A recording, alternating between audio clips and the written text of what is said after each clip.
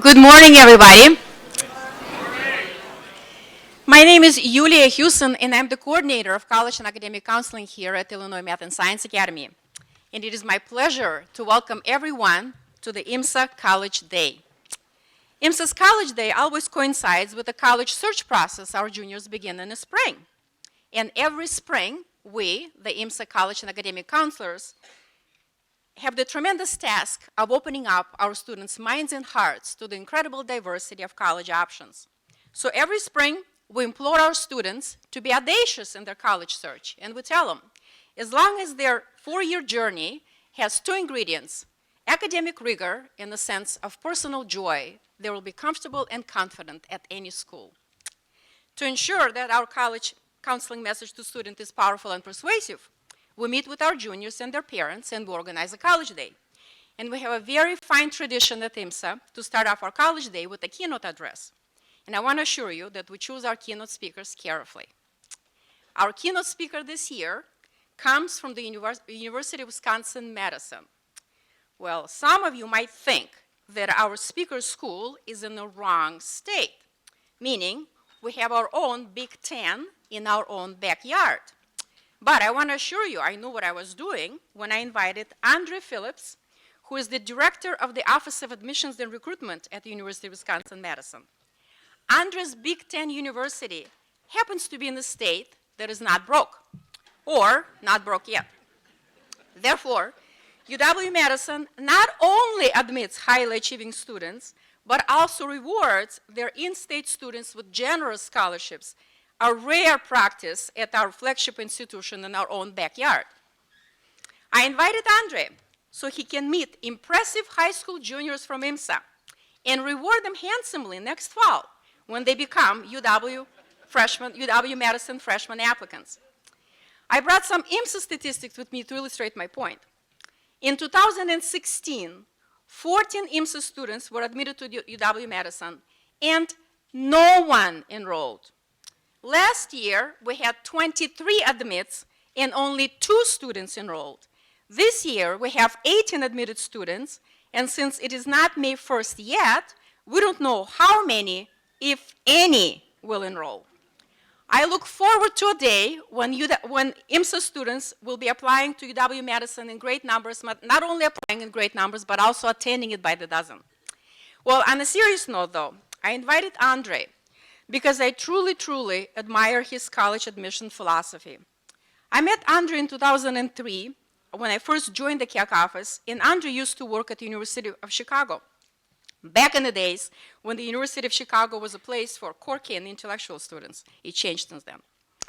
Back then, Andre believed that the student's individual story was the single most important factor in college admission process.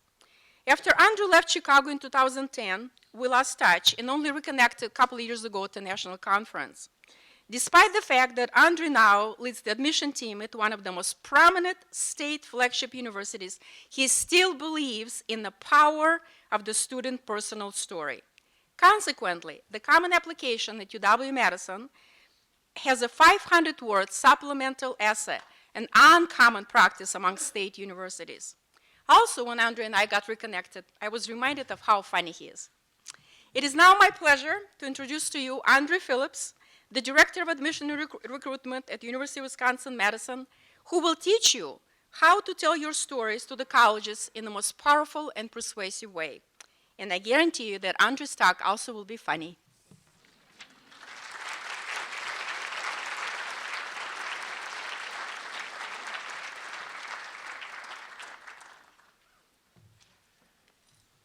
Now that's a tough act to follow.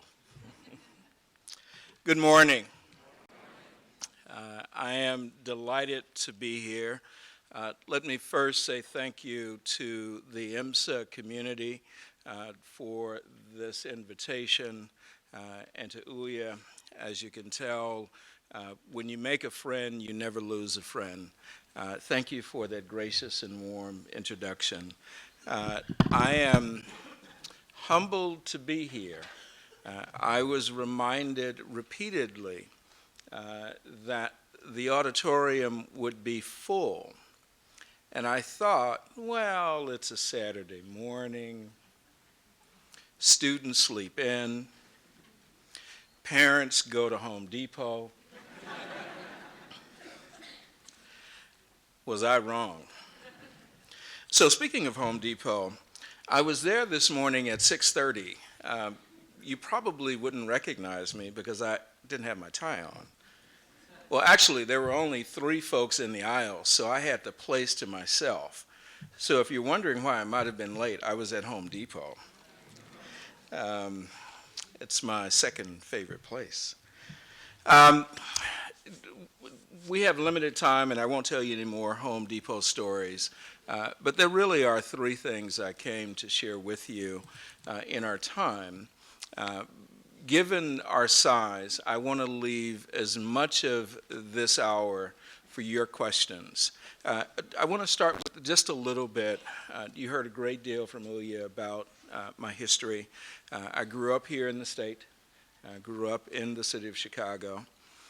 I was fortunate after completing my undergraduate studies at another university in the city to start work at the University of Chicago.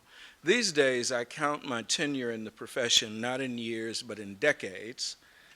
I am now in my 4th decade doing this work. And over those many years of working in college admissions, if I've learned one thing as the work evolves, as we think about how best to connect with students, how to tell our story in such a way that you fall in like with us and not those other places, one thing holds true. This is a partnership. Students, this is a partnership with those who teach you day in and day out. This is a partnership with your families as they support you, as they guide you. This is a partnership as you begin to build your list of schools with those institutions. But don't forget, students, when you have a team, and you all have a team, your voice matters. And as you have undoubtedly learned being here at this extraordinary high school, there are many individuals, even if you don't connect with them directly, who are invested in your success. So what do you do with that awesome responsibility? What do you do with that? How do you think about that? How do you engage it? Let's spend a minute talking about engagement and developing your voice. The very first thing you have to do, I would argue, is acknowledge, embrace, and believe that you do, in fact, have a voice. The next thing you do, and this is, I think, the most difficult, how do you put it in play? How do you use your voice? How do you begin to tell your story? And if you think about telling your story, the question becomes to whom? Supported by the information answering the question, why? Why does my voice matter? And for my purposes and the time I have with you, how do you help college admission folk, particularly those of us who will sit in judgment of you, make sense of what you are trying to share with us, given you only present a snapshot? How many of you have looked at a college application? By show of hands.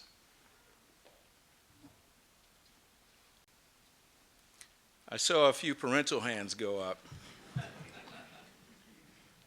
And that's a good thing.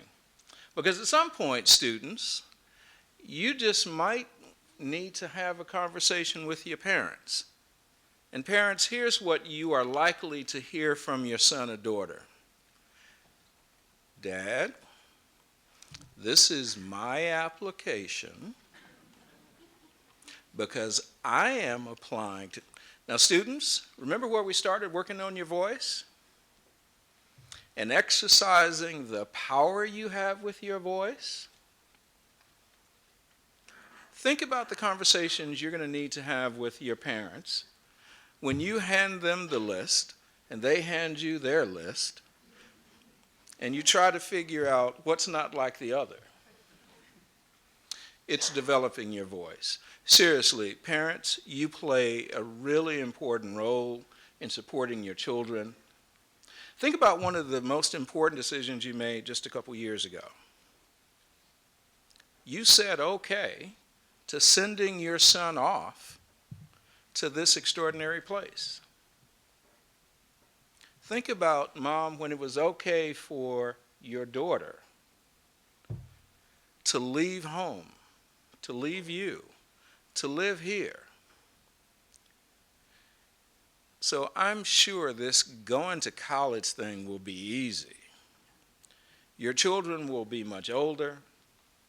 As bright as they are today, imagine what they're going to be like this time next year. When they sit in front of you with a lap full of admission decisions and offers, and then the really difficult work starts, where do I go? Why do I want to go to that place instead of that place? And I know, Mom, you would like for me to be over here, but let me tell you about this really exciting thing they do at this school I had never heard about until I met that admission representative. It's all a part of developing your voice. Second thing I want to share with you very briefly, and I hope we have an opportunity to talk more. You all are here today because you're officially launching your college search. But as we say in my profession, you've been in the quiet phase for several years now. Would you agree with me? You've been thinking about college since the age of... How old were you when you first uttered college? A couple years ago? All right, let me try someone else. All right, who's eager? In fact, I see someone who's reading a book. I bet it's about college. And I don't think she's enrolled in IMSA yet. So you've been thinking about this, talking about this, fending off questions from adults. Remember what's your name, sir? Harsha? So, forgive me and my new best friend, we're going to talk for a minute. How did you respond when an adult said to you, so what college are you going to? No, Harsha. Yes, you.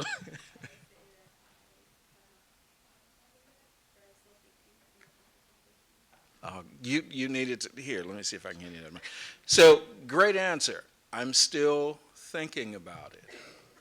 And did someone say, well, have you thought about, did they give you an opinion on where you should be thinking about college?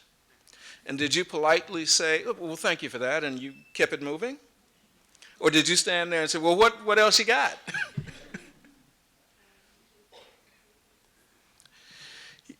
Do you want to repeat that?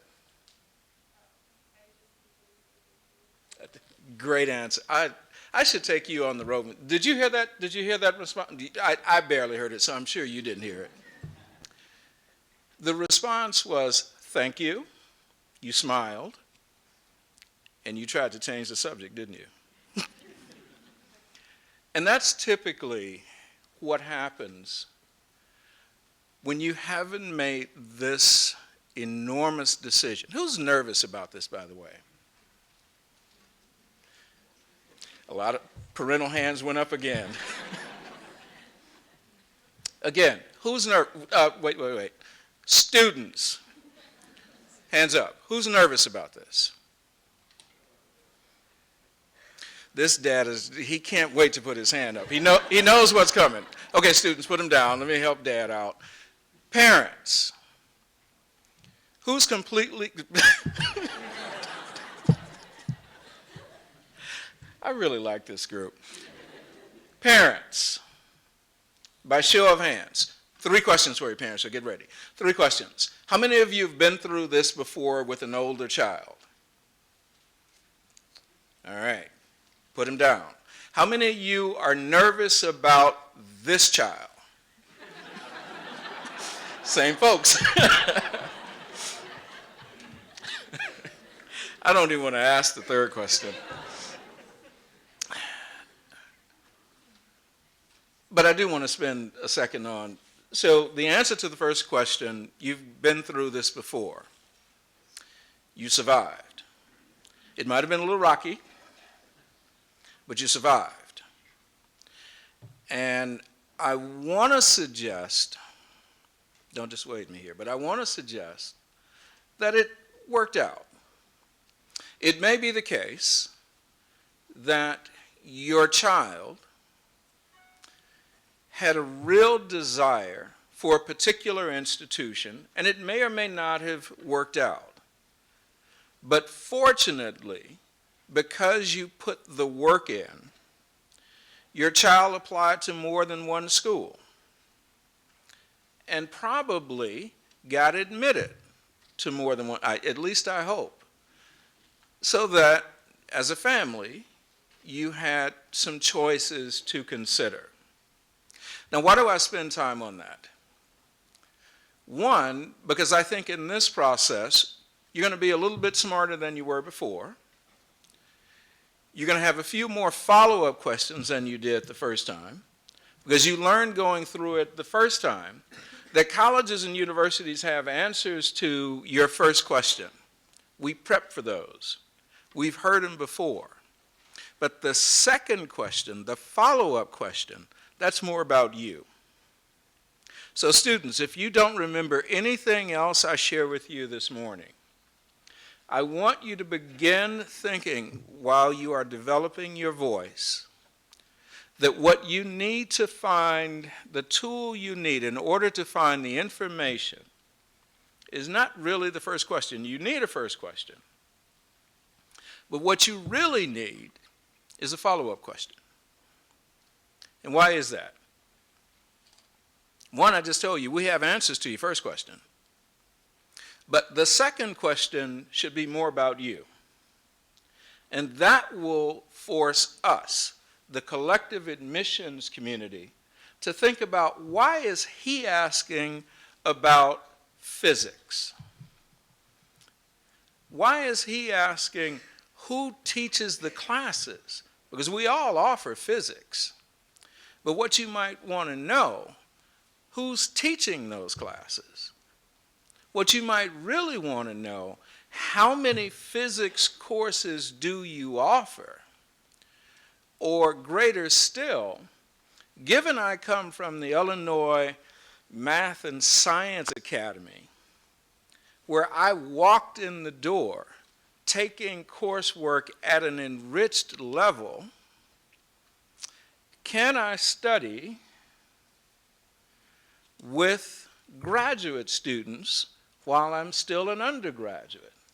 Or can I do research? Show of hands. How many? Well, all of you, right? But humor me. How many of you are going to, by the time you graduate, have done at least one research project? How many of you are going to spend time this summer on a college campus? So it's not just do we offer physics, what does it look like in your community? Because keep this in mind, students, and you probably know this, now is the time for you, as you develop your voice and organize a set of follow-up questions, to also begin thinking about, well, I'm a consumer in the marketplace of colleges and universities. And you all know, by show of hands, students, how many of you purchased a pair of sneakers in the last 9 months? I just dated myself. Did you catch that? There's a reason only a handful of hands went up. How many of you can spell sneakers?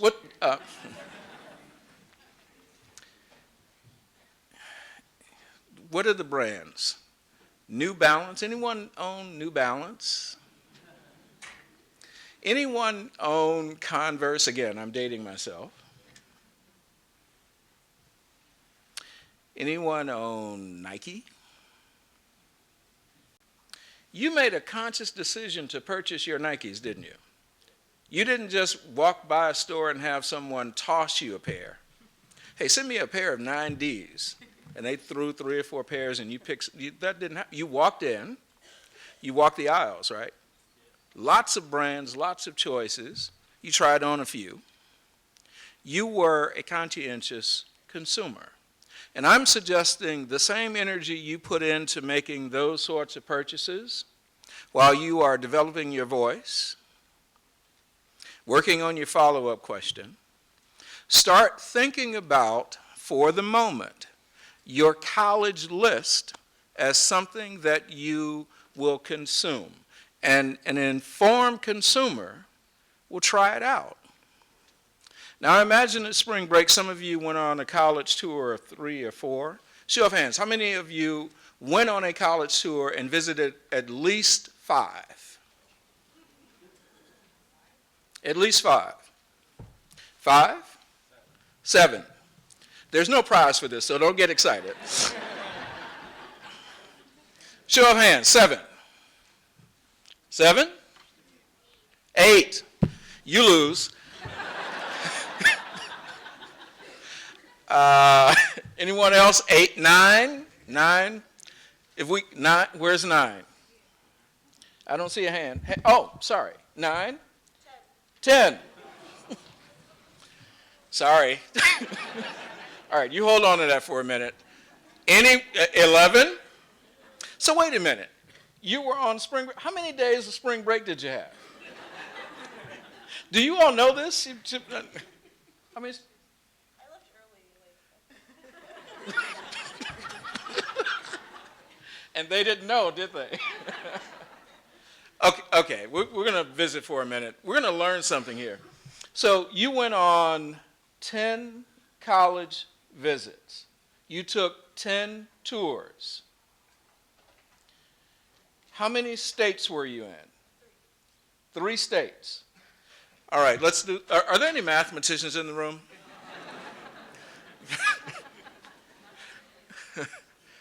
No mathematicians here? All right, so you're going to leave it up to me? All right, let's try to figure this out. 3 states. How many days? A week or about? Let's call it a week. How about that? School open Monday through Friday. Did you visit any on the weekend? 2. Okay. So let's say Sunday through Friday or Monday through Saturday, something like that. Okay. You notice how she has to think about this? Okay, I think I was out 6 or 7 days, 10, but I'm not sure if I was there 4 days, 7 days. 10 schools in a week. Did they start to bleed together a little bit? 3 states. Did you drive from state to state? Was this a drive? You took a how did you get from place to place? It was like a bus tour. Bus tour. Were you alone? No, it was like a whole group. Oh, any of these folks? You don't do you attend IMSA? No. Thank you very much. I appreciate it.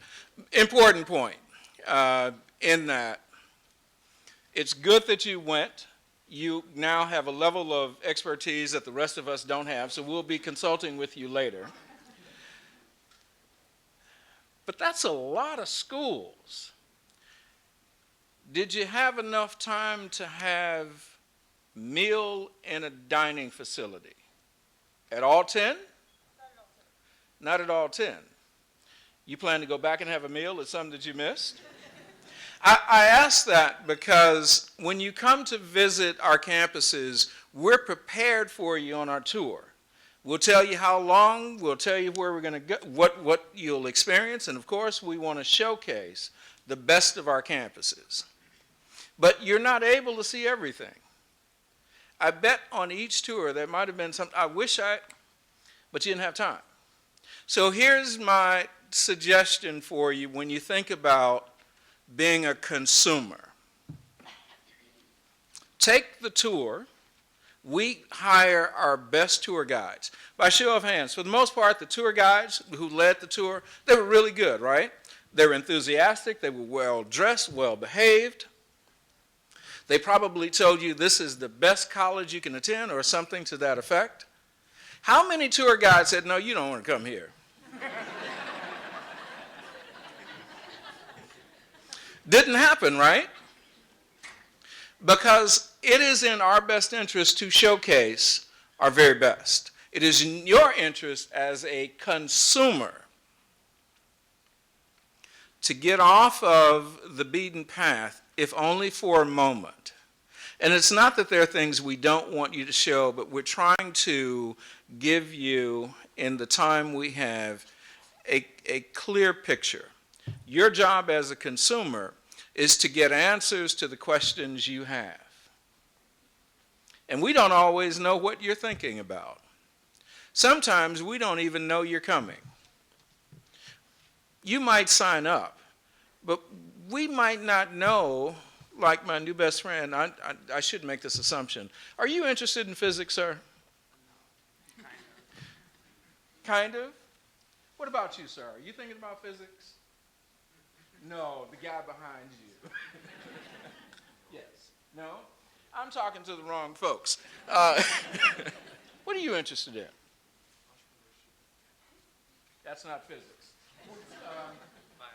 Biology. All right. Entrepreneurship. You're thinking about business. Okay. Let's work with that for a moment. Have you thought about why? Have you ever asked anyone, is there anything wrong with me thinking about entrepreneurship? And what did they tell you? But it didn't dissuade you, because you believe that you can make it doing whatever you might want to do. I like that. You said biology pretty confidently. What if I told you that there's biologists everywhere?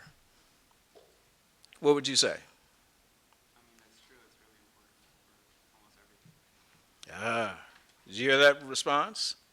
What he didn't say, and I'll interpret for you, I don't care. They're going to make room for me. You didn't quite say it that way, but that's what I heard. As I conclude, let me suggest 3 final things. We've talked about your voice. We've talked about developing a set of questions, both the first question, the second question. What we didn't talk about is what difference it makes to you. And you heard a little bit of this. So that's what we are thinking about in the college search and selection process. When you prepare your snapshot. I asked earlier about who has looked at a college application. Just a couple pages, right? At my university, for example, we ask for 2 essays, and they're very different. So when you look at college applications, the first place you want to go, look at what we're asking you to respond to. Look at the menu of essay topics, if we give them, or for schools like my school on the Common Application, look at the series of choices you have. Don't start writing. Read and reflect, just as you've been taught here. And when you're ready, you can scribble some things down, put it away, and come back to it. Pay particular attention to the institutional question. And I'll give you an example of what I mean. At my institution, pretty straightforward. We want to know, why are you interested? And that's pretty common for schools that will ask an institutional question. We're looking for something. What do you think we're looking for? Why do you think we're asking, why are you interested in my institution? We're trying to figure out, one, have you done your homework? Two, are you interested in things that we offer? And it should be and, but and or, is there something about what we've said about ourselves that resonates with you? Colleges and universities like to crow about their communities, and they like to crow about the quality of the teaching experience. Some of us like to crow about our alumni and how successful and how many of them and where they are. Some of us like to talk about unique programs and opportunities. Your job, if you find something that resonates, give it back to us. Not verbatim, because then we think you're just lifting. But instead, use your own voice. Tell us that this is what I imagine. Based on knowing what you offer, I like the sound of that. I want to be a part of that. Or I happen to find a story about a faculty member who's doing exactly what I want to do, or a student who has an internship or whatever it might be. I want to do that thing so that we can make room for you in our laboratory as a biologist. Or, given what you present, we might be able to provide you an internship, research, any number of things, but put your work in. And this is the point I want to make. Invest in learning. Just as you prepare for classes, work with your college guidance office, arguably one of the best offices in any school in America. The resources and opportunities here, and it didn't just happen. This structure has been in place a long time. Make use of the school community to help you as you go through figuring out, and remember what we said, this is just a snapshot, figuring out how you're going to present yourself to us. Final thing I'll share with you, students and parents alike. This is the process. Or as someone reminded me recently, in this race, and it is a race, it's competition, you don't get it all done and you don't figure it all out at once. So when you leave here today, having spent a little bit of time with me, and you're going to talk to all 92 colleges represented, show of hands, who's planning to stop at every single table? I'm going to keep my hand up until your hands go up. There are some schools you will recognize and you will know and you will likely, maybe you worked on this last night, you wrote down your list of 5 schools, I got to go talk to Michigan because, you don't have to do that. How many of you are planning to stop by the Wabash table? Let's try this again. Wabash, nice and high. I'm not going to leave until I see some hands go up. Wabash. Anything to get this guy to shut up, right? What I want you to do is stop at 5 tables of schools you hadn't planned to go to or you've never heard of. Do that for us. And here's what I want you to do when you walk up. Hi, my name is, I've never heard of your school. And watch that representative swing into action.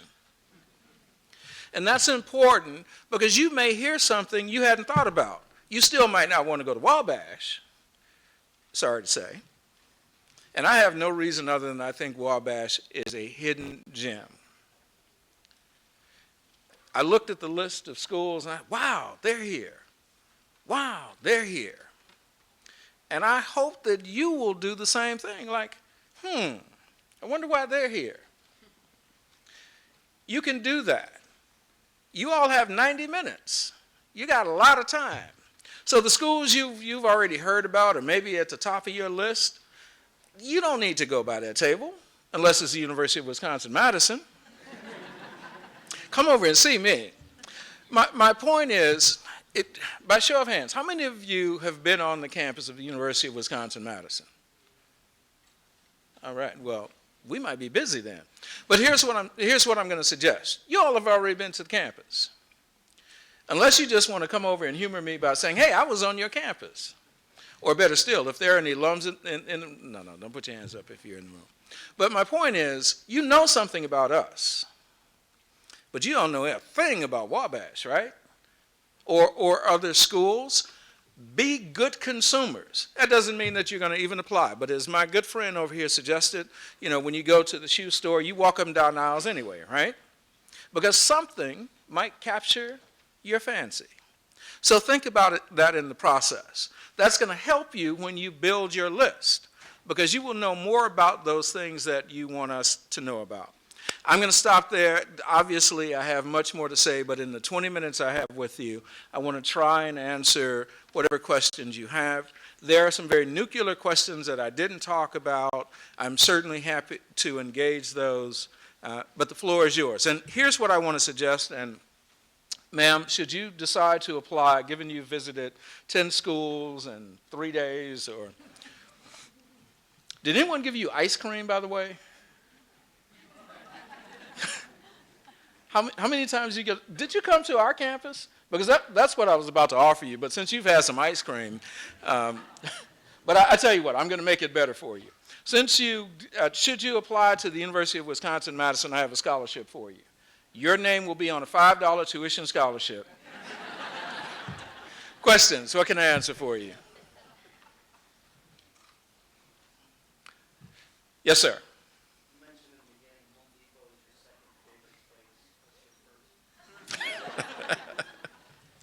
The University of Wisconsin-Madison.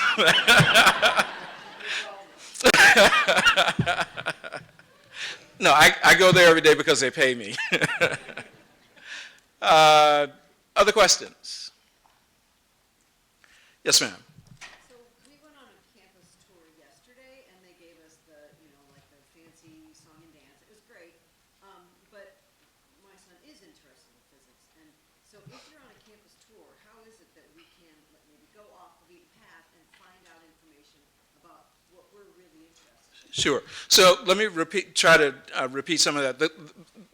They're just back from a campus tour. Did you have ice cream, by the way? No. So when you go next time and you set up your appointment, hey, where can I get some really good ice cream?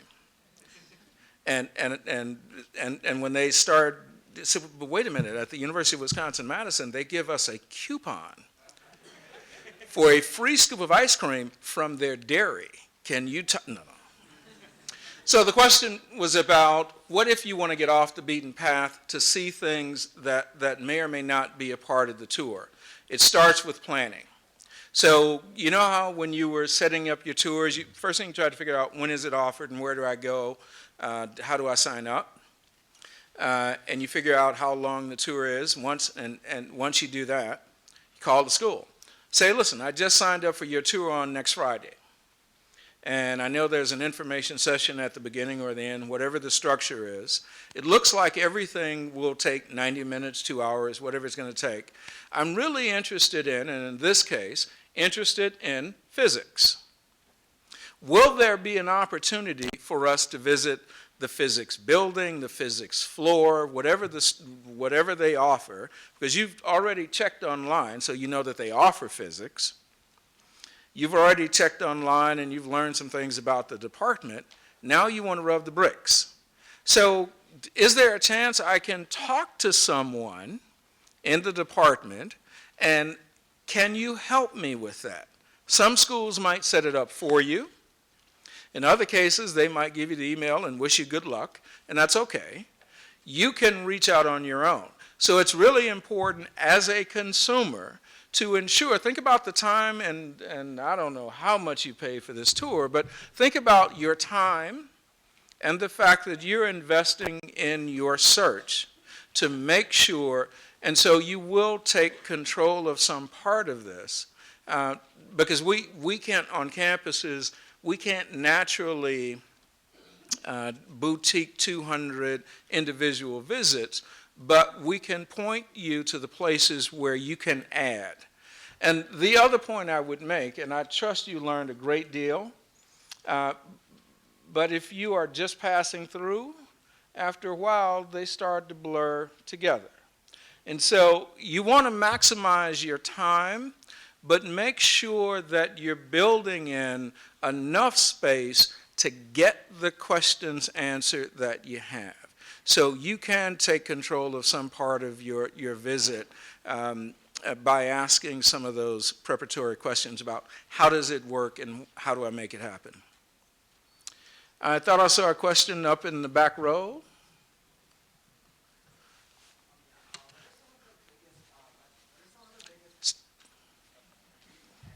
I feel like I'm directing the choir. Yes, sir.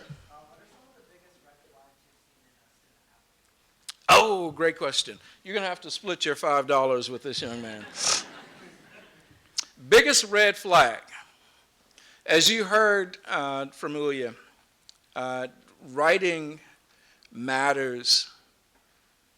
Writing is the piece of the application that you control the most. And you respond to the questions that we ask. And admittedly, there are some questions you can write one really good essay and it's probably applicable for multiple applications. But what you don't want to miss and what you don't want to tape and paste is the institutional question.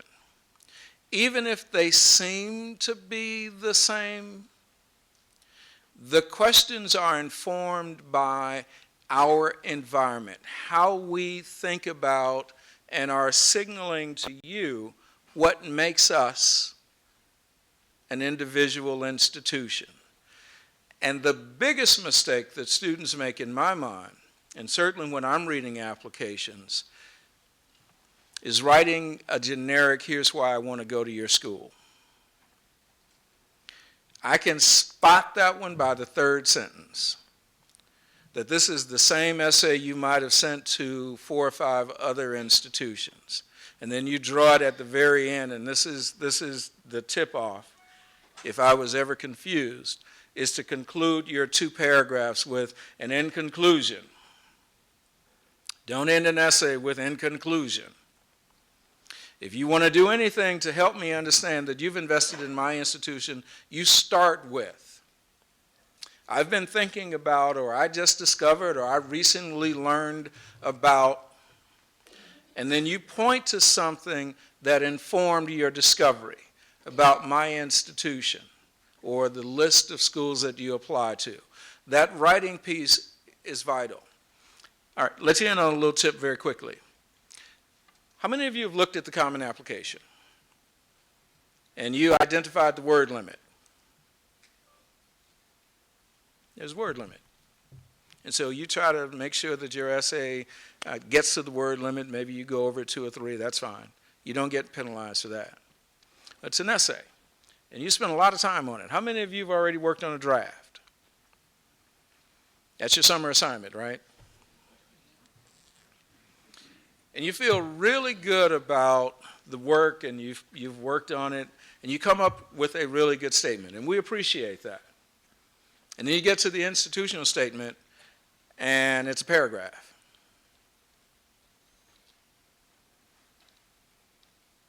Paragraph. That's all you got to say about your interest in our institutions? So don't miss the opportunity. Remember I mentioned earlier that 2 kinds of writing? The institutional question is about you. And our point is to learn something about you, and this is something we say in college offices. We're trying to figure out if you're a fit. I don't like that, but this is, you fit to our, what do you think we're trying to figure out when we're trying to determine whether or not you fit? Whether or not you've learned about us, whether or not what we say about ourselves appeal to you, and whether or not there are things we do in our community that you would add to. Because remember, we're building a community. That's what so it's not lining up the test scores to just admit the students with the best ACT or SAT scores. counting the number of AP exams and the 4s and 5s and 3s. Those things for some schools may matter, but that's not what we're doing. We're building a community. So who in this room runs fast and jumps high? Don't be bashful, nice and high. Anyone else?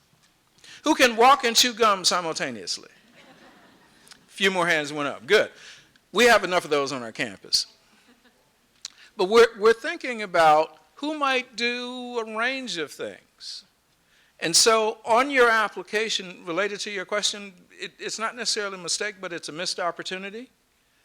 Students don't always help us understand really what they care about, what they're good at.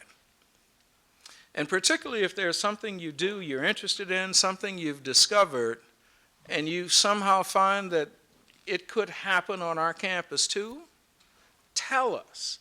Give us an opportunity to get excited about who you might become over time on our campus grounds. Questions here? Yes, sir. Nice and high. So, and you really drove home the point about developing your own voice and telling colleges your story, right?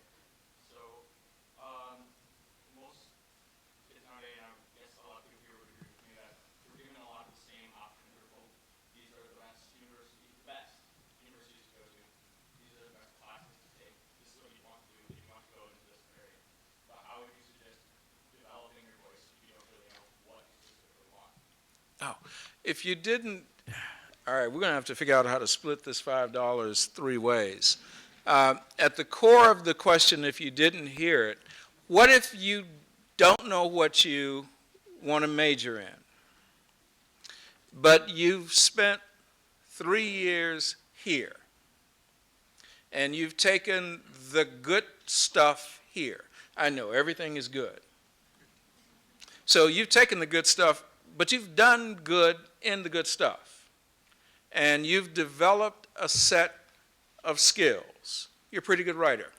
Well, you will be this time next year. He's not agreeing with me. So you have work to do. But you don't know what you want to major in. But here's what you do know. You know you want to be educated. And you know you want to be educated in a dynamic collegiate environment. First and foremost, university, college, is all about furthering the education and the foundation that you've developed here. Secondly, and I'm going to step out on a limb to suggest that whatever set of schools you'll end up with on your list, they will know about IMSA.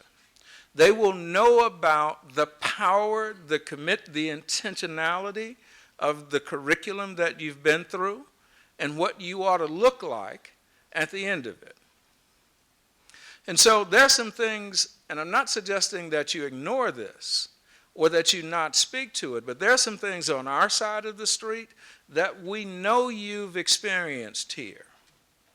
And so when you start writing, you can start and confidently say, and we get excited, I get excited about this. No offense to those of you who want to major in biology, but every other application I seem to read, not from IMSA, students want to do things in biology and chemistry, and that's good, and computer science. Computer science, anyone? Oh yeah, we need a few more computer scientists. But the application I sit up and pay a little bit more attention to is the student who's bold enough to say, I don't know what I want to major in. I can tell you what my experience has been thus far and how excited I am when I'm in this particular class, but I don't know if I want to continue that. But I'm looking for something that mirrors what's familiar to me. Being engaged and sitting around equally well-prepared, smart, interesting, perhaps a little adventuresome. That appeals to me because you all had to make a decision to apply here, right? You didn't just roll up and say, hey, I'm here. What do you all do here? This looks interesting. You had to put your work in to figure out, and then you had to have some parents to support your aspiration. So when you apply, you have something in your toolbox to work with. And those of us who are making admission decisions, when you share with us, I don't know what I want to major in, but let me tell you what I do know. And the fact that you are open to wanting to be educated in a collegiate environment, particularly an environment that might give you time to decide, we're going to welcome you. And I'm going to speak on behalf of my faculty and faculty everywhere when I say this. They are professors for a reason. They research and they teach. They pursue scholarly ideas, and they are looking for kindred spirits. That's certainly the case on my campus, and I would argue on many of the campuses, perhaps all of the campuses that you will, when you visit all 92 of them today. And I'm willing to bet you, when you talk to one of your, try this. You walk up to the table and say, hi, my name is. I don't know what I want to major in. How do you all treat students like that? And again, watch that representative just swing into action. I can see a representative now say, let me loosen my tie because you and I need to talk. They will get excited because, think about it this way. Do I have an artist in the room who's ever molded some clay, putty, anything like that? They believe that they can create something out of your clay. I think I have time for one more question, two more questions. So we're going to do this. You dads, why don't you arm wrestle to figure out who will get to ask the last parental question. Sir, you're sitting too far away. They're going to arm wrestle, and we'll see what they come up with. Do I have a student question? One student? Okay, you're going to represent the students in the room, right? So you will ask on behalf of all of the students here. So I'm going to give you a moment to think about it so that it is a really good question. And all of the students here are going to just like, wow. So you think about that. Have you all arm wrestled and sir, I think you get the question. I was wondering if you could tell us how much you and your peers care about AP exams and AP scores. Sir, what was your question? The question, if you didn't hear it, how much do me and my peers care about the exam itself or the results or both? So there are some schools, when you look at the application and what students need to submit, they will tell you whether or not some scores are required, what exams are required. As you do your research, there are also schools that will say, based on an AP result, these things are likely to happen. So for example, advanced standing in a particular discipline, credit for, in some cases, just general education requirements. So what I'm suggesting to you in the process, exam results inform what we know in some cases about a student's depth of preparation for a subject. In other cases, some exam results may be a part of the admissions review. It varies from institution. So earlier when I'm talking about digging in to learn the things you need to know, you'll want to ask that question and sort of lay out your answers. And you'll see it's not uniform.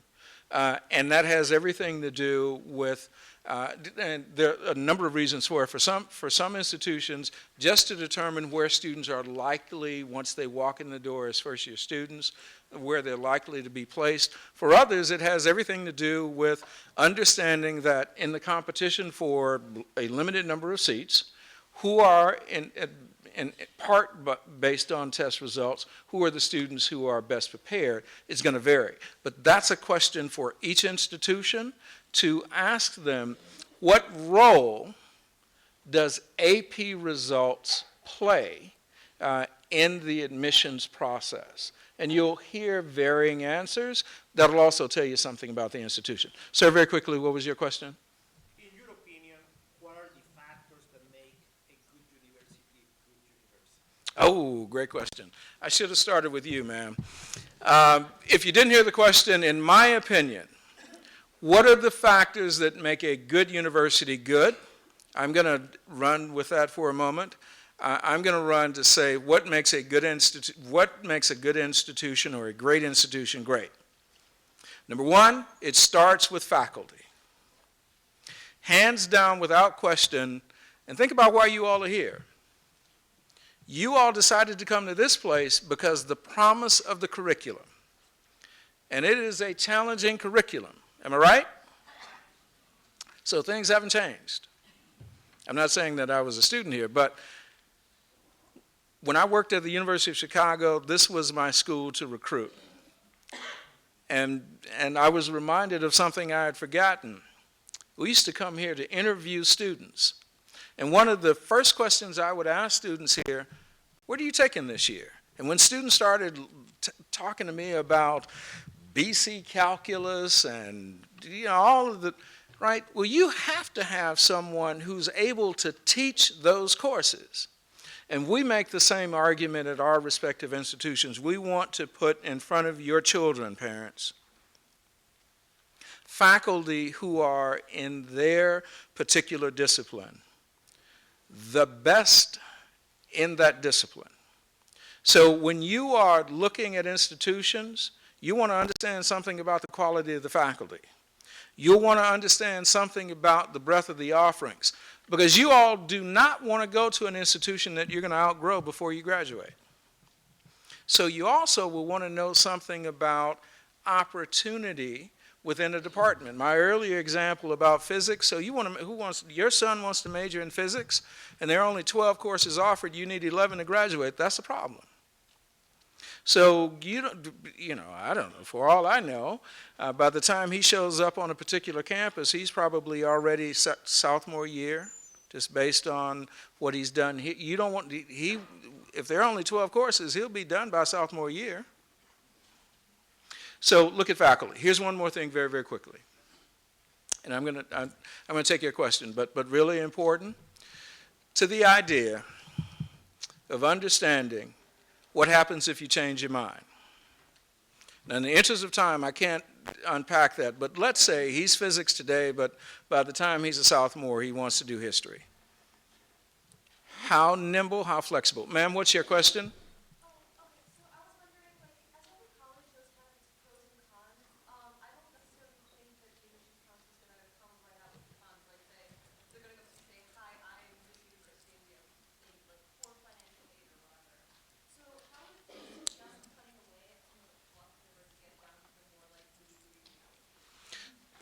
Great question to end on. And I intimated a few times, I'm going to return to it. Whatever it is you are concerned about, formulate those questions.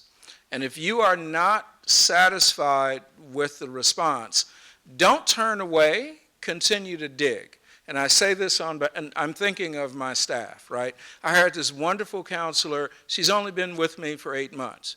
She doesn't know the financial structure, but don't hold that against her if you're curious about the institution. Keep digging. And keep digging until you receive an answer that you're satisfied with. And it doesn't mean that there's, we would argue, we don't want to turn you away, but if we understand that this is something that matters to you, you will get the level of transparency that you need, but you will have to dig. I've run over time. For that, I apologize. Thank you all very much. I wish you the very best in this process. Thank you. Now, our college day is officially open, so please go and mingle with all 92 college representatives. Have a wonderful day.